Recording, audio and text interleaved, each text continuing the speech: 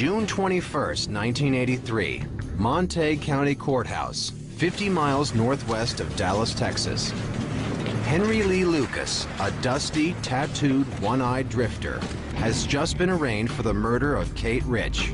She was an 82-year-old woman who hired Lucas to help her around the house. He said he just got the urge to kill her and have sex. Ranger Phil Ryan arrested Henry Lee for the murder. During his confession, Henry said he picked up Kate Rich in his car, promising her a ride to church.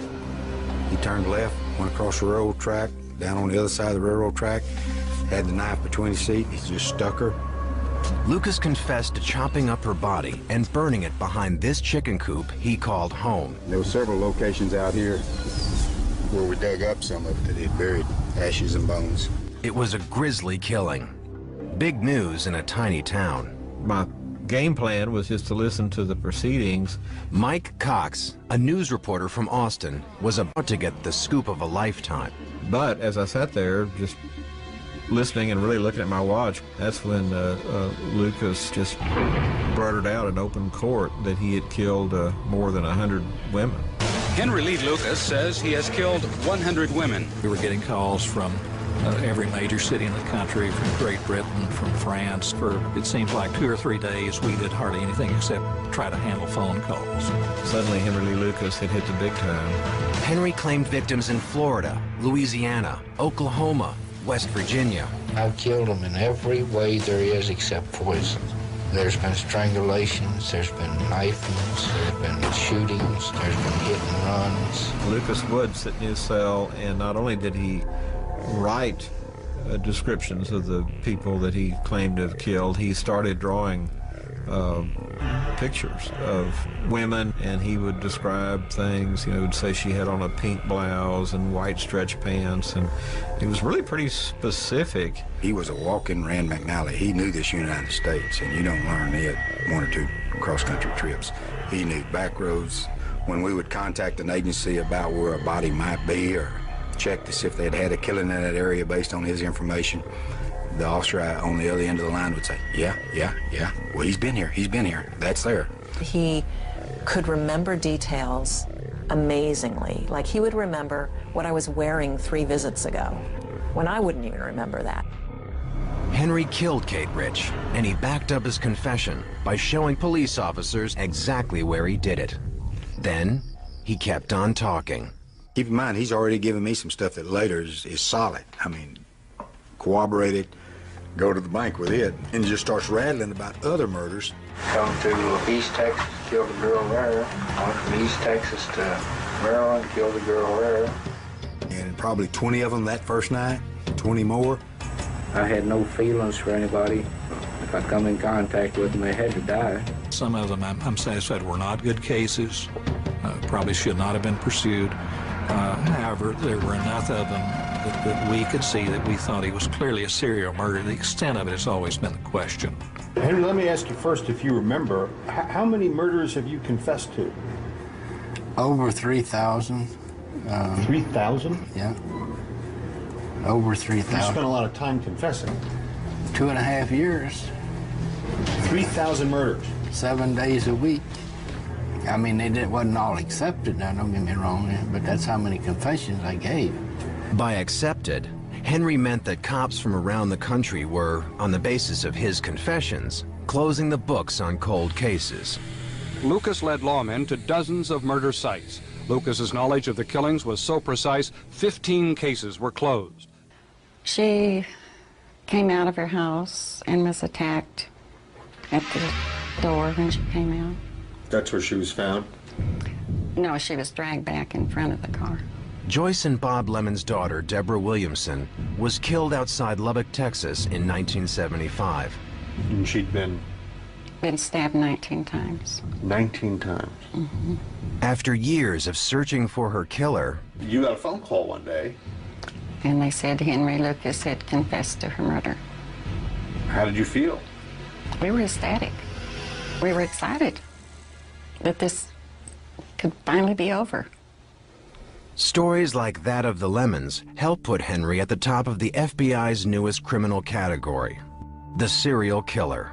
Henry Lee Lucas killed at least 175 people around the country during an 8-year spree. The more I'd confess, the more they wanted. Why do you think they did it? Well, they wanted to make it look like I was the greatest monster that ever lived. By September of 1983, Henry Lee Lucas was convincing the world that he was America's most prolific serial killer. I've been trying to stop doing it, and I can't stop. For 3 months, the 47-year-old Lucas had been spilling his guts to the cops about all the dead bodies left in his wake. He was a true sociopath.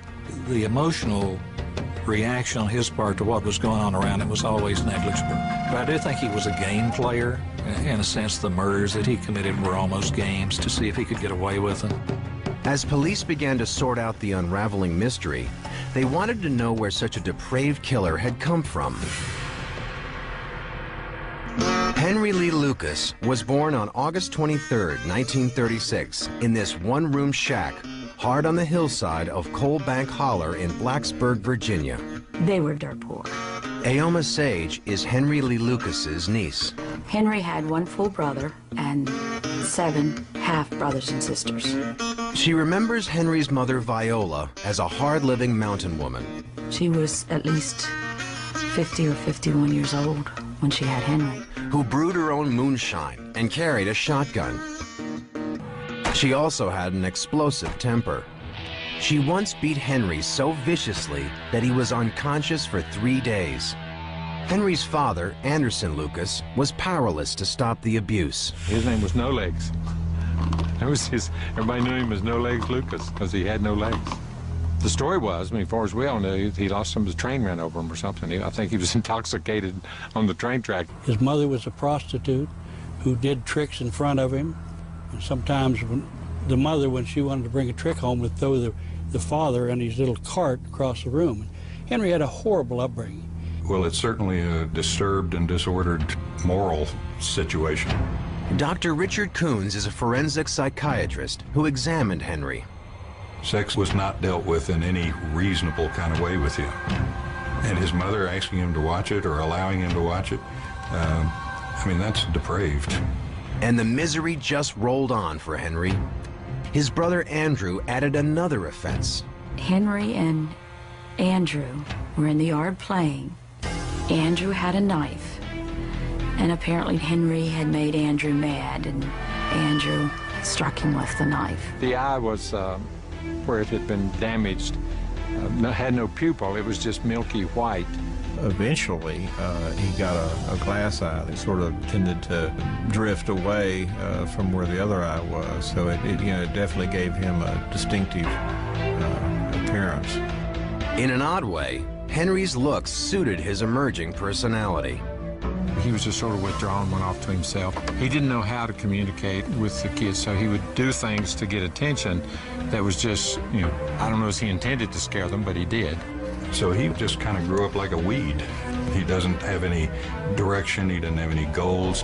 His mindset was that of, I want what I want when I want it. And what he wanted most was to have his mother out of his life. So in 1950, when Henry's father died, drunk, the 14-year-old dropped out of school, ran away from his hometown, and into a life of crime and perversion. He claimed that he would start torturing and killing animals and having sex with them.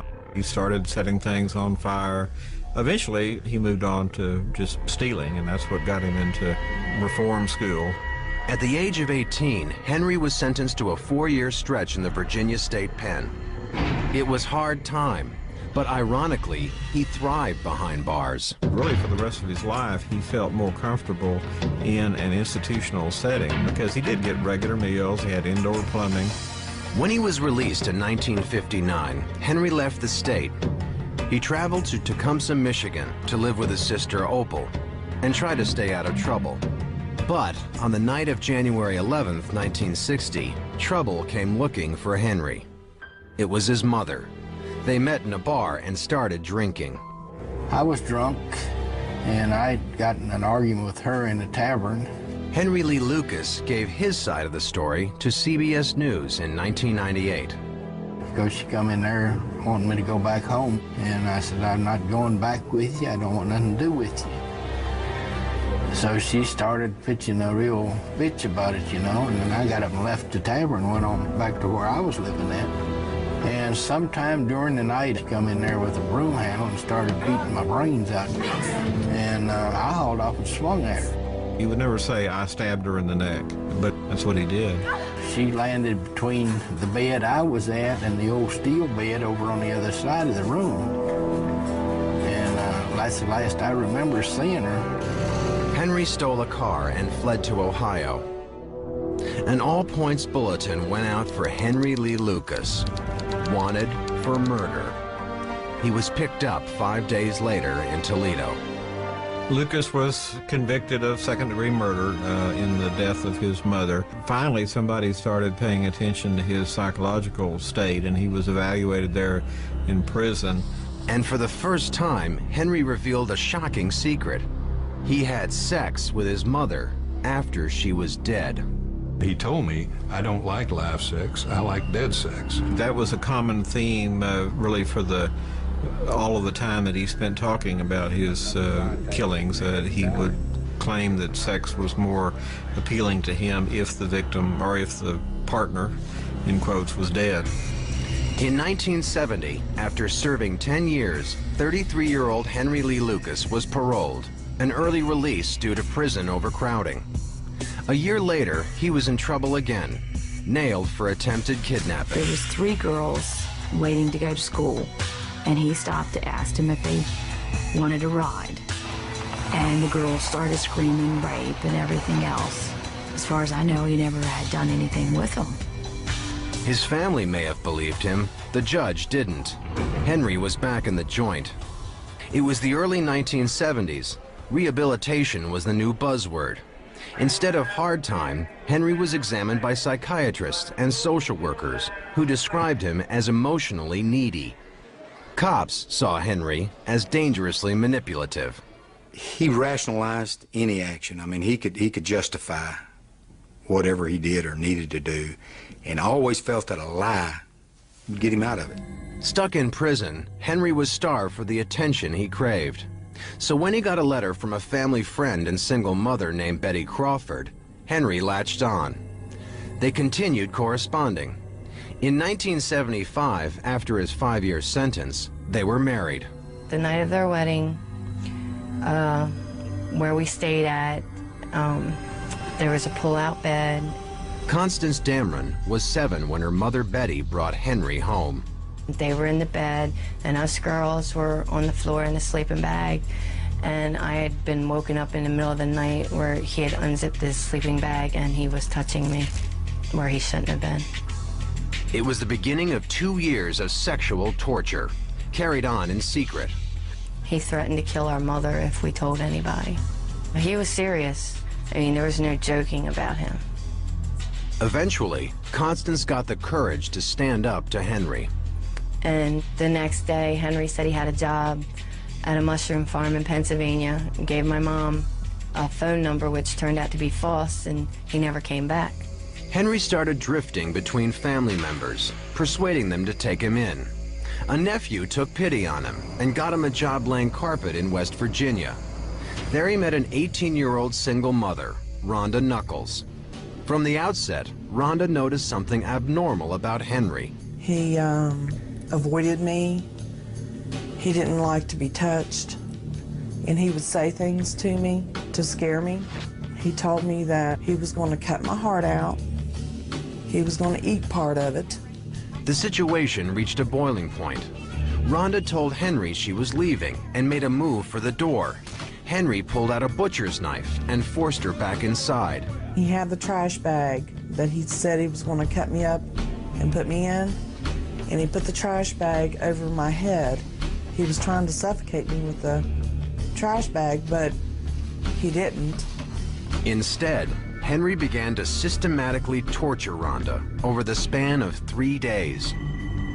At one point, he made me take off all my clothes, and he tied me up. And I thought he was going to rape me, but he didn't. he urinated on me. Finally, on the third day, Rhonda's friend came knocking on her door. It caught Henry off guard, so Rhonda bolted outside, leaving her baby behind. When her relatives heard the story, they came back with a shotgun. Henry handed over the baby and defended himself in the best way he knew. He lied. Henry told him that I had lost my mind, that I was trying to kill him and all this stuff, and that he had been taking care of the baby for 3 days, and they believed him. In 1978, Henry Lee Lucas was living on the fringe of society. He was 42 years old. He'd spent half of his life behind bars. After sexually assaulting his stepdaughter and terrorizing his girlfriend, Henry was on the run. All that's known from this period of his life is what he would reveal in his confessions. One guy, we shot him, I think, 170 some times. When did you meet up with the 75 after I got out of prison? Henry was talking about this man, Ottis Toole. Ottis Toole was a huge, big homosexual man. He was very, very swishy, very gay, but he was also mean. He acted mean and he was tough. He would dress as a woman and then he'd get in a fight sometimes in a bar when they'd make fun of him. And then, according to Henry's version of things, Ottis would haul off and kill the guy. It was the first course, so to speak. What really got me, though, is when he started eating people. I had to get away from it. That was bad, huh? So most of these victims he killed, he'd cut a piece of them off and eat it. Yeah, I couldn't do it. The tabloids had a field day with Henry's stories about Ottis and their seemingly random murder spree. They called the two the tag team from hell. To hear Lucas tell it, they just preyed on any female that caught Henry's fancy. You know, killed the woman, and then Lucas would have sex with the body. Knives was his weapon of choice, and early on I remember him thinking that's more manly. Anybody can shoot anybody, but you got to be good with a knife. Lucas would brag to me that he never killed a man. He said that anytime they ever killed a man, it would have been Ottis Toole that did it. Prosecutors in Maryland, Michigan, and California collected statements from the two, but there were no witnesses and scant physical evidence. So the cases boiled down to Henry's recollections. Did you leave anything behind over here on our deal that you can recall? I doubt it, because we both had rubber gloves on. In the midst of this cross-country wave of terror, Henry settled in Jacksonville, Florida, Ottis's hometown. Ottis Toole was every bit as weird and perhaps even weirder than Henry Lee Lucas. They eventually lived with Ottis's parents for a while, and that is where Lucas met Becky Powell, who was Ottis's niece. She was starved for attention. Becky was retarded. Her upbringing wasn't much better than Henry's. She was raised by grandma. Her mama was crazy. If the two made for a bizarre-looking couple, Henry didn't seem to mind. I think she actually looked up to Henry almost maybe as a father-like figure to some extent. I would guess it'd come as close to being the love of his life as Henry could get. And for the first time since his release from prison, Henry got steady work. He took a job with Ottis at a roofing company, fixed cars for people in the neighborhood, and sold scrap metal, all to help keep Becky happy. But Henry would also jealously guard his young lover's time. He kept Becky away from school, the one place where she tried to fit in. I read some of her school books that she had accumulated somehow, and she'd study, and then she'd give herself a test at the end, and then she'd write her own praises. Very good, very excellent, you know, and that kind of stuff, and it sort of made you sad for her because she was studying the book herself, taking her test, and then grading it herself and telling herself how good she was. By January 1982, Becky's already meager family life began to fall apart. Her mother had died of a drug overdose. A few months earlier, her caretaker grandmother passed away. Becky was suddenly in the care of two ex-cons, her uncle Ottis and his buddy, Henry Lee Lucas. The state of Florida intervened and took Becky to an emergency shelter. Henry was furious. He got word to Becky and convinced her to run away with him. And they just hit the road and started traveling. Lucas favored the interstate highway system, and they would just drive from place to place. They would sleep in the car, they would camp out, they drove junkers that other people had abandoned that Henry could fix up and keep going. They came through Houston on I-10 and out towards California, and that's where they met up with Jack Smart. Jack Smart owned an antique shop. He and his wife O'Bara took pity on the young couple and offered Henry a job. In May, O'Bara Smart asked Henry if he would be willing to work for her aging mother, Kate Rich, in North Texas. For Henry and Becky, the plan was a lifesaver. For Kate Rich, it was a fatal mistake. He pointed to the ground and he said, "If you dig right there, you'll find part of her." Henry Lee Lucas and his 15-year-old girlfriend, Becky Powell, were tired and hungry when they arrived in tiny Ringgold, Texas in 1982. They were met with a curious but trusting eye by their new employer, 82-year-old Kate Rich. She had recently broken her hip and was struggling to get through her days. I think she was lonely to a certain extent and welcomed them being there. She'd been through this world and all of its knocks and come out of it. Henry knew Kate lived on Social Security. Within days, he convinced her to let him take over her accounts in the local stores. It was a big mistake. They were taking advantage of her, charging at the store, not doing the work that they were supposed to do to fix the place up, things like that. Kate began to mistrust Henry, but she took a grandmotherly interest in Becky. She noticed Becky was fighting with Henry, begging him to go back to Florida. Becky just got enough, finally, of the life on the road. I don't know if it was a process of maturation or just simply being homesick to being back in Florida. Henry made it clear he intended to stay in Texas, despite the problems he was having with Kate Rich's family. Mrs. Rich's family became concerned about Lucas and thought he wasn't the kind of person that ought to be around her, and they eventually ran him off. Henry and Becky were back on the highway.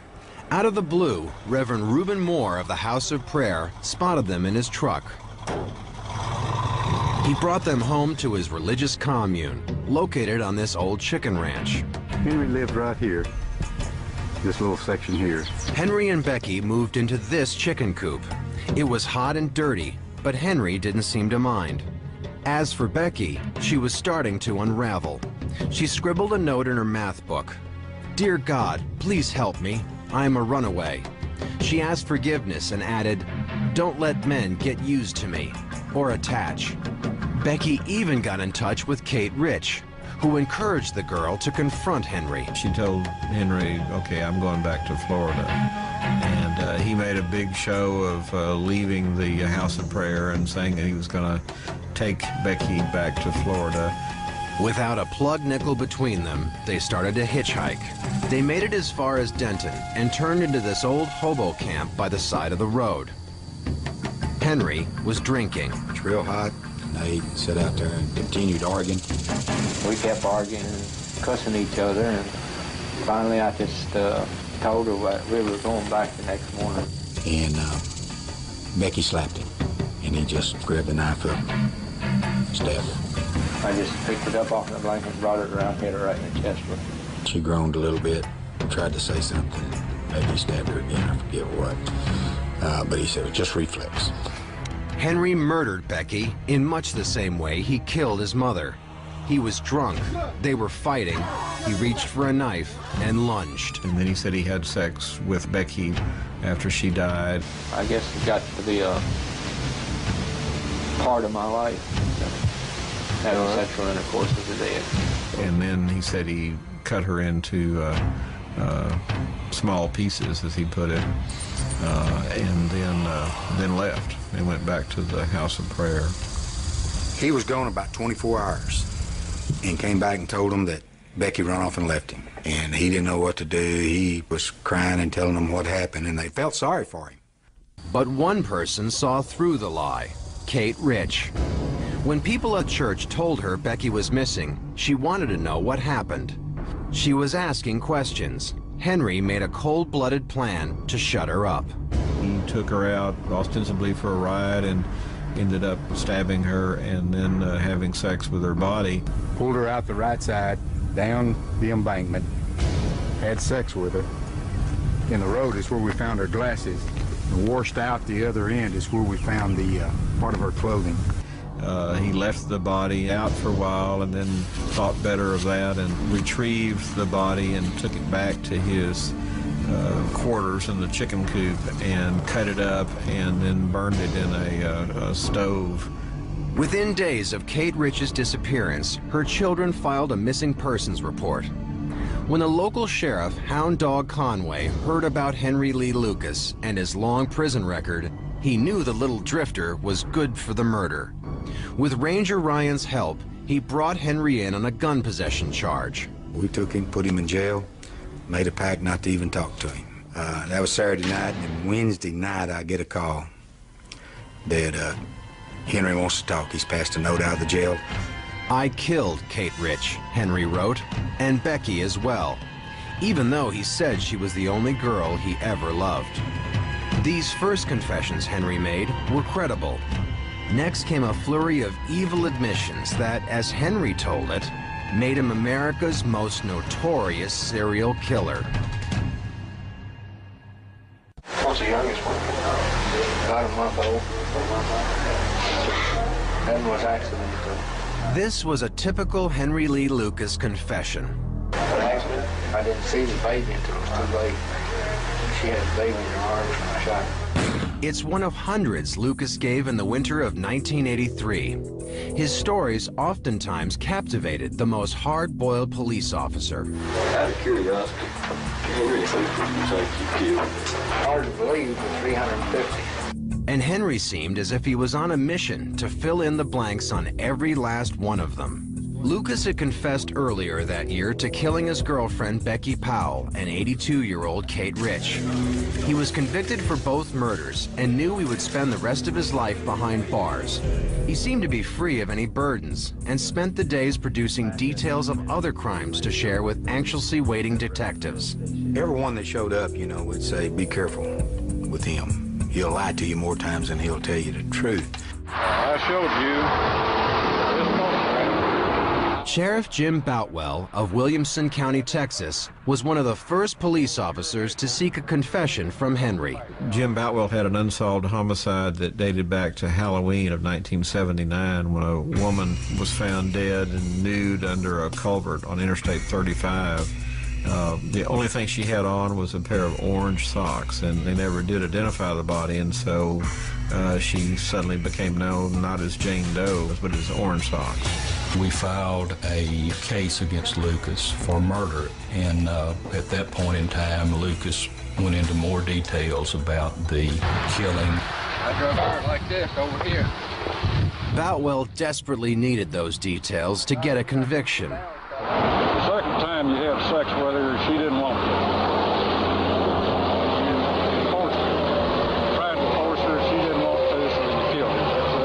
Well, I killed her. I was already made up my mind to kill her before that. We alleged there was a murder in connection with a sexual assault. Although he was twice convicted for murder, this case added the charge of sexual assault, which meant the death penalty. But Henry's attorney, Parker McCullough, had serious doubts about the state's case. The prosecution's theory was that he picked up this woman in Oklahoma, killed her in Texas, threw her body out north of Georgetown, and then drove like crazy over to Jacksonville, Florida. When news reporter Hugh Ainsworth heard this, he started digging. He found out that work records placed Lucas in Florida the day after the killing. How much sense does it make to you to drive 1,200 miles, going about an average of 70 miles an hour to kill someone you didn't even know or didn't know was going to be there? I mean, give me a break. Ainsworth took a close look at all of Henry's confessions. Meanwhile, as the state prepared its case, Sheriff Boutwell installed Henry in his tiny jail in Georgetown. This was Henry's cell. What was it like? How'd they treat you? Better than any king that ever been treated. Like how?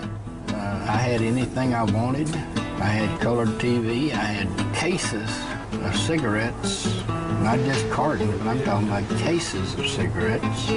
He had a good thing going at the jail. If he wanted more cigarettes, all he had to do was ask for cigarettes. If he wanted more coffee, all he had to do was ask for more coffee.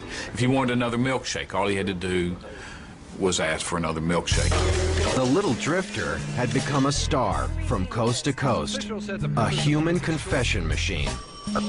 Calls poured into Sheriff Boutwell's office from other jurisdictions.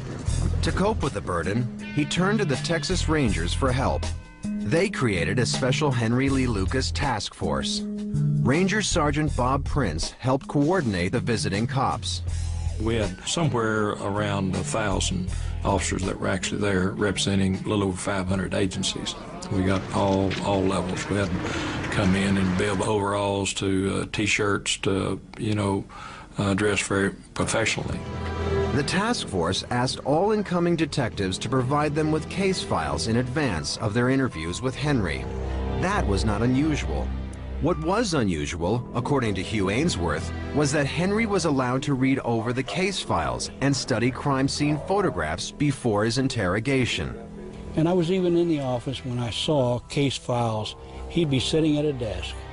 There'd be 6, 8, maybe only 4 or 5, depending on the day, case files.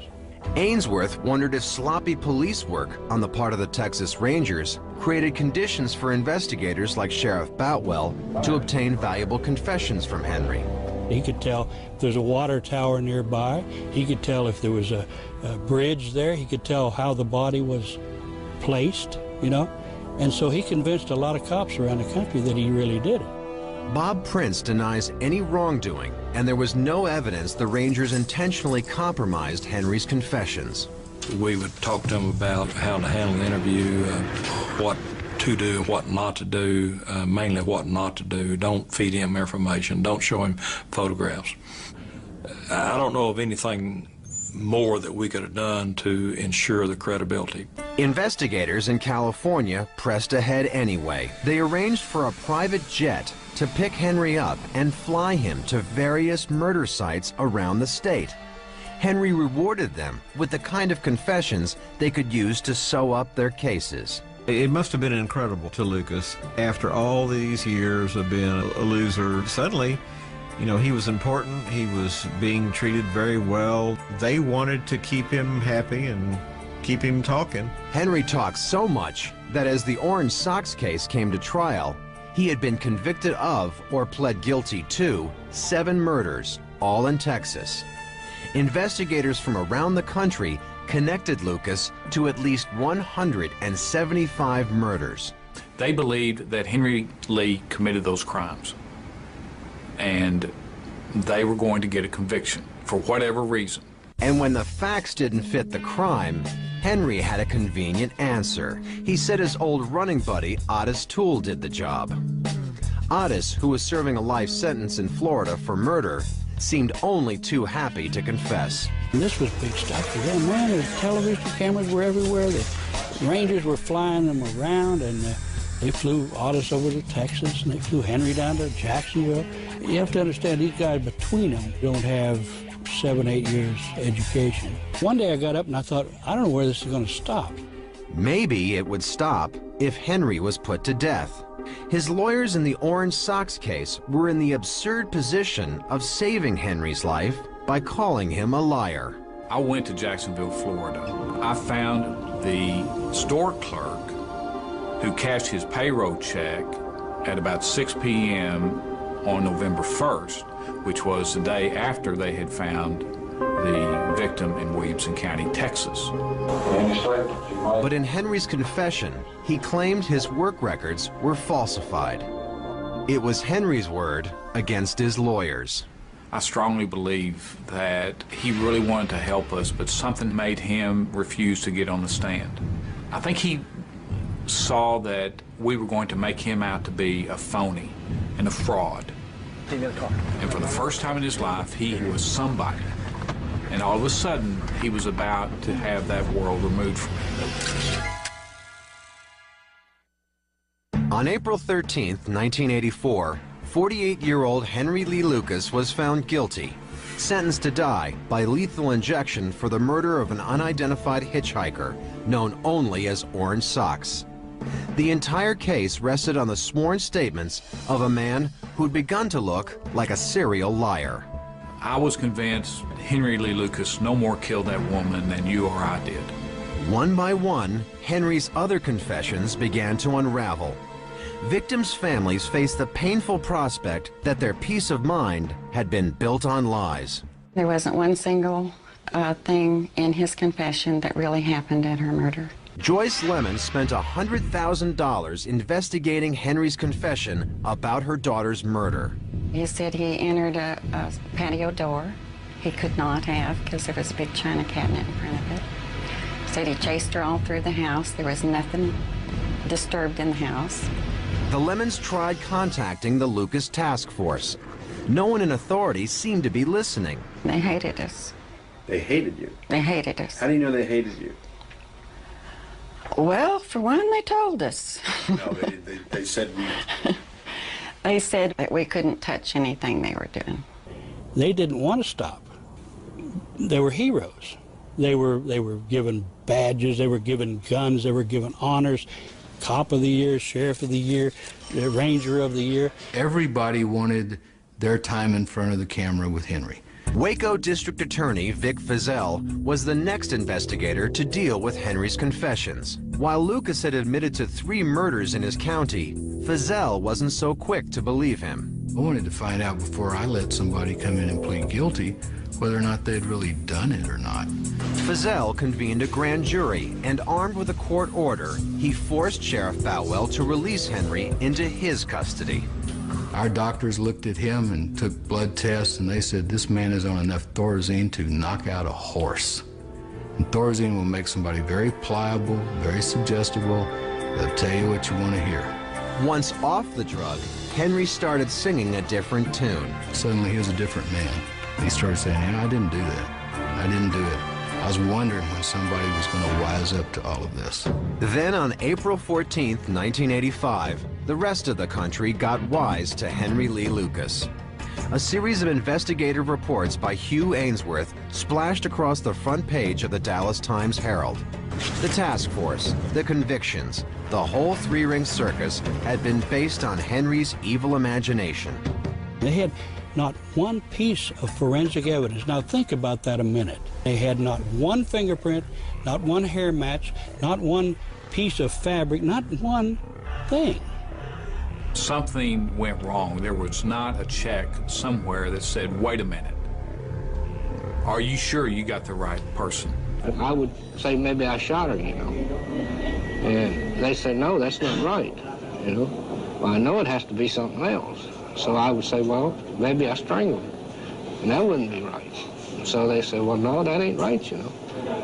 I said, well, maybe I stabbed her. And they said, oh, yeah, that's right now. That's right. Henry's recantations were big news. But despite a flurry of negative press and a scathing report by the state's attorney general, little was done. The Henry Lee Lucas Task Force was disbanded. Bob Prince has since left the Rangers, but continues to defend the task force. In retrospect, in looking at this, of course, many times over the years, I don't know of a whole lot we could do different. Over the next decade, a handful of Henry's accepted confessions were thrown out, but 214 murder cases were permanently closed. Henry remains the killer of record. People say to me, well, he's just a dirtball. What in the world, what does it matter? Well, I'll tell you what it matters. If you write off 214 murders, that means 214 murderers walk free forever. You don't ever come to terms with it. You just keep hoping, praying, wishing that one day it'll be done. Henry was moved to death row. Over the course of the next decade, his lawyers repeatedly tried to get his death sentence overturned. The Supreme Court refused to hear his appeal. Henry's fate rested in the hands of then-Governor George Bush. His office had not issued a single pardon to a death row inmate. Henry was scheduled to die on June 30th, 1998. I told Governor Bush the guy should never walk the street again, but he also shouldn't die for a crime he did not commit. Anti-death penalty advocate Rita Radisitz wrote a petition to the Clemency Board in a final attempt to save Henry's life. And we got a lot of support from victim family members saying that if Henry didn't do the crime, we don't want him executed because he supposedly killed my mom, and if he didn't kill her, I want to know who did. And if they execute him, I'm never going to find out. 4 days before Lucas was scheduled to die, the board issued its decision. Texas Governor George W. Bush tonight commuted the death sentence of convicted murderer Henry Lee Lucas to life in prison. It would mark the only time Governor Bush commuted a death row sentence. Henry returned to the general prison population. He was out of the spotlight and unhappy about it. He said he preferred life on death row. On March 12, 2001, Henry died of massive heart failure. The once famous serial killer died a serial liar. I don't know. It was like he was just seeing how far he could go. You know, will they believe this? Well, I'll add that. Will they believe that? Well, I'll make it even bigger. Well, man, if they believe that, well, then I'll put a cherry on top and see if they believe that. It is irrefutable that he killed his mother. It is, in my opinion, irrefutable that he killed Mrs. Rich. In my opinion, it's irrefutable that he killed Becky. Lucas was a killer. What is in doubt is how many people he actually killed.